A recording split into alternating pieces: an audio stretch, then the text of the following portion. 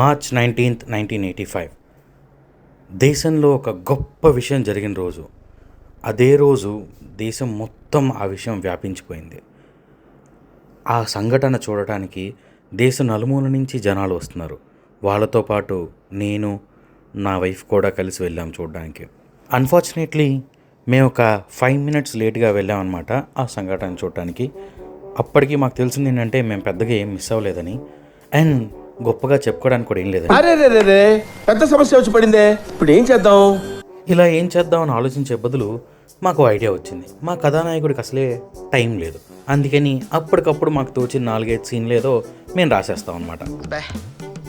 ఏం ఈ పనుల్లో కనిపించలేదు, పైగా ఫిజికల్ కానీ మెంటల్ కానీ స్ట్రెయిన్. ఇలా స్ట్రెయిన్ అవటం ఎందుకని ఆల్రెడీ వచ్చేసిన సినిమాలో ఉన్న 4-5 సీన్లు కలుపుకొని, అలాగో మనకి ఫ్యాన్స్ ఉన్నారు, వాళ్ళకి ఏదైనా చూపిస్తే చూసేస్తారు అని నచ్చిందల్లా పెట్టేయటం, ఇష్టం వచ్చిందల్లా మనం చెప్పేస్తూ ఉంటే జనాలు కూడా అదే చూసేస్తూ ఉంటారు.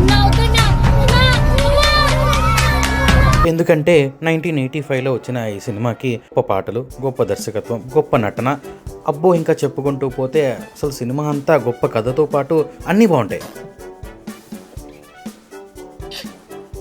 నిజానికి ఇది 1985లో రావాల్సిన సినిమా కాదు.